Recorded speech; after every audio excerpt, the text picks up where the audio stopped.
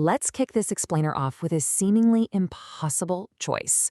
Okay, so it's a hypothetical offer, but honestly, how you answer it reveals pretty much everything about how wealth is actually built. So, here's the offer. Option 1, you get $1 million in cold, hard cash, right here, right today. Bam, done. Option 2, you get a single tiny penny. But, there's a catch. That penny will double in value every single day for 30 straight days. Now, which option do you choose? If you're like most people, you're probably going to immediately grab the million. I mean, it's a guaranteed fortune right now. But taking the million is actually the completely wrong choice. Because by day 30, that single doubling penny is worth exactly $5,368,709.12. Crazy, right? If that final number feels utterly impossible to you, good. That feeling of absolute disbelief is exactly why most people stay broke and why a select few get quietly, enormously rich. So today, we're unpacking the magic of compound interest. To understand why this actually works, we need to look at the mechanical difference. See, simple interest pays you purely on your initial money, but compound interest, that pays you on your initial money plus on all the interest you've already earned. Now, I know that sounds like a minor technicality, but trust me, it is huge. Think of it as the difference between a flat salary and a rolling snowball. If you push a snowball down a snowy hill, it picks up snow. That makes it bigger, and because it's bigger, it picks up even more snow on the next rotation. Well, your money works the exact same way. The growth itself starts growing.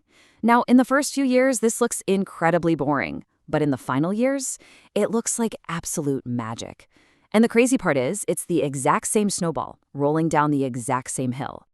Here's the catch, though. The human brain is literally wired to think in straight lines. We expect linear growth, 1 step, 2 steps, 3 steps.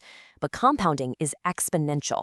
And exponential curves, they feel like a complete lie, right up until the very moment they explode upwards. Let's actually trace the timeline for our doubling penny. By day 20, you've only got about $5,000. By day 25, you have $167,000. But then, boom, over 97% of the total value appears entirely in the last 5 days. Let's try this classic riddle to see how our brains get this so wrong.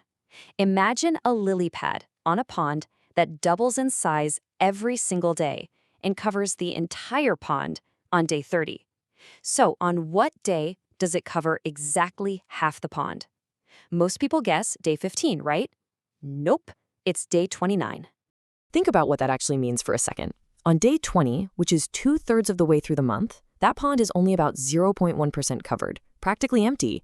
Almost all of the visual growth happens at the very end. And this, right here, is exactly why impatient people quit investing. They walk away from the pond on day 12, completely convinced that nothing is happening.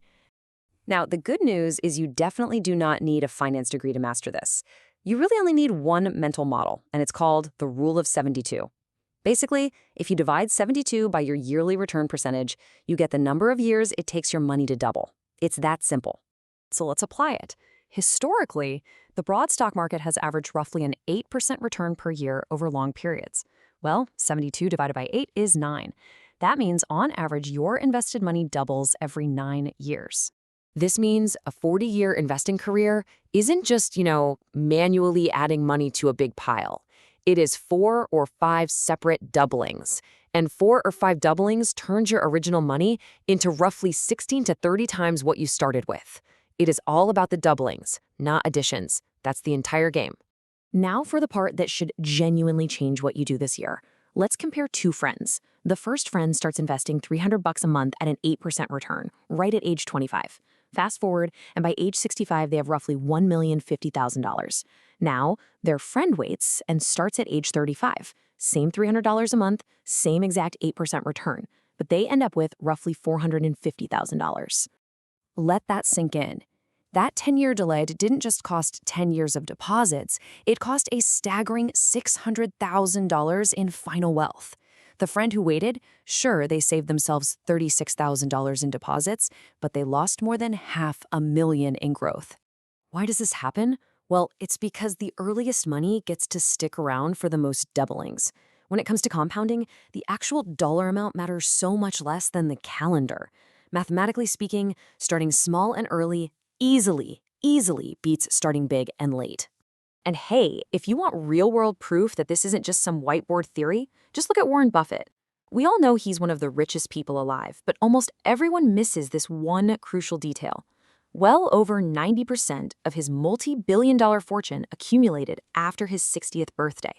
And that wasn't because he suddenly became some sort of investing super genius at age 60. It's because that is when his snowball reached day 29 on the pond. His true edge wasn't just picking the right stocks, it was his absolute, extreme patience and letting the snowball roll for 70 years. He utterly refused to interrupt it. Now, I do have a quick warning for you before you fall totally in love with this machine. Compounding is completely blind. It really doesn't care whose side it's on. So if you're carrying credit card debt at typical rates above 20%, it is compounding against you. Unpaid balances are going to double roughly every 3 to 3.5 years.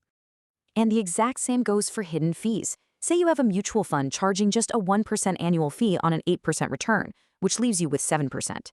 Over 40 years, that seemingly harmless 1% fee silently consumes roughly 31% of your final potential fortune, almost a third.